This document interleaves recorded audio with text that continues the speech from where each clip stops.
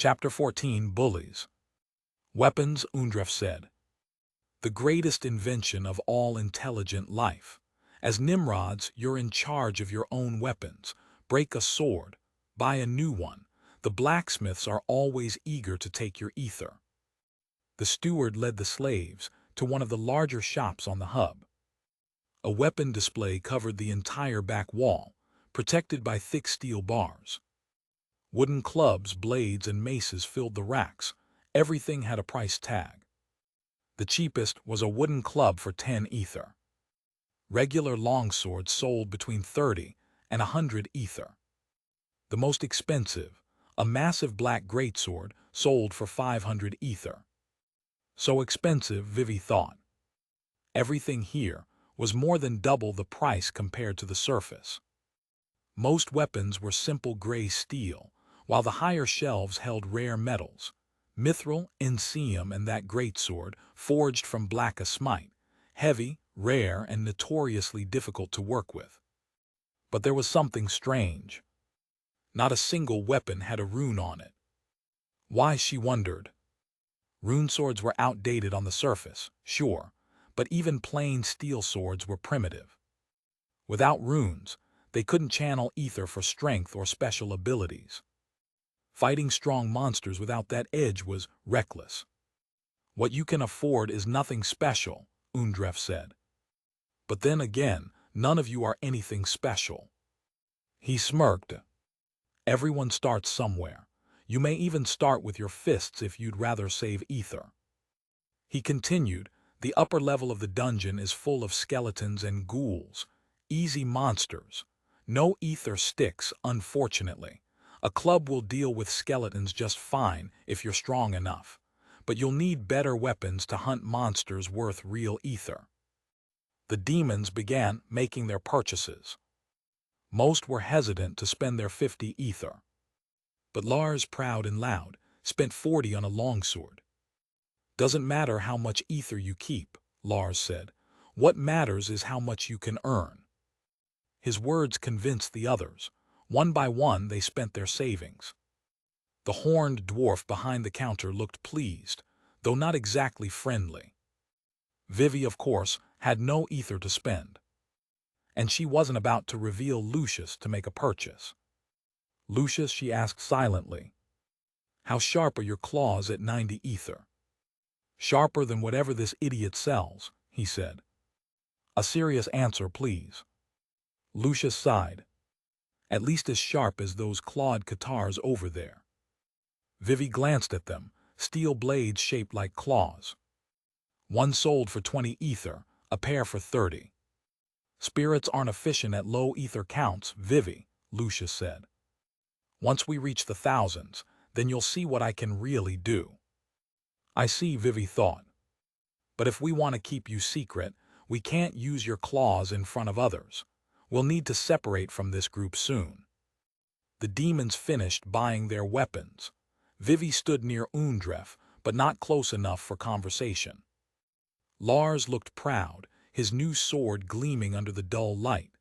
The others followed him, half-heartedly mimicking his confidence. Perfect, Undref said. Another fine bunch of Nimrods. He spread his arms wide. Your introduction is complete. Your rights as Nimrods are now granted. You are free to live in Zand as you wish. But before you go, I will grant one more favor. I'll guide you on your first dungeon raid. Lars raised his sword high. The others copied him. Vivi stood aside, watching silently. Let's follow them for now, she decided. At least with Undref, it's safe enough to learn what kind of monsters we'll face. Sure, Lucius said, if that's your plan. Vivi had never seen a dungeon before. She barely knew what one was, only that they were dangerous, filled with monsters that respawned endlessly. Ether hunters raided them for skills, materials, and rare ether sources. But killing the boss is forbidden here, she remembered. Why? If the boss dies, Lucius explained, the dungeon stops respawning monsters. It becomes inactive. It can take decades to recover. The demons here don't want that. They'd rather keep farming ether forever. So Zand is literally an ether mine, Vivi thought. Exactly, Lucius said. Ether facilities like this exist all over. The wilds are full of wasted ether surges, so the demons build outposts to harvest it, using slaves. Vivi wanted to frown, but held it in. Ahead loomed the entrance to Zand's dungeon, a massive hole in the sky, large enough to swallow a house. Inside, the mood shifted.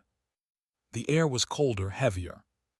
The first chamber was a wide cavern lit by dim daylight gems. Dozens of demons lounged around, sleeping on the hard floor, clutching weapons. It felt like another hub, but rougher.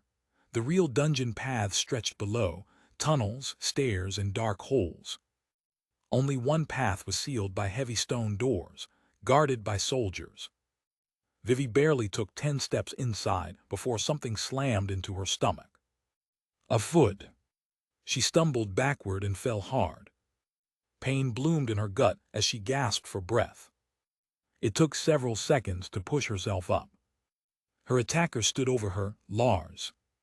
"You," he said coldly, "are not coming with us." Vivi froze. The illusion of safety shattered. She was no longer in the hub. Fighting here was allowed. "The weak don't belong with me," Lars said. "I'm not here to rob you. I'm not your enemy, but I won't share my hunting grounds with dead weight. Monsters don't spawn infinitely. Territory matters." He sneered. "Your help isn't needed. Get out of my sight." Lars turned away, his group following him into the darkness. Some demons gave Vivi a sympathetic glance, but none dared to help. Lucius chuckled softly. "Well," he said, "I guess we don't have to worry about hiding our powers from those guys."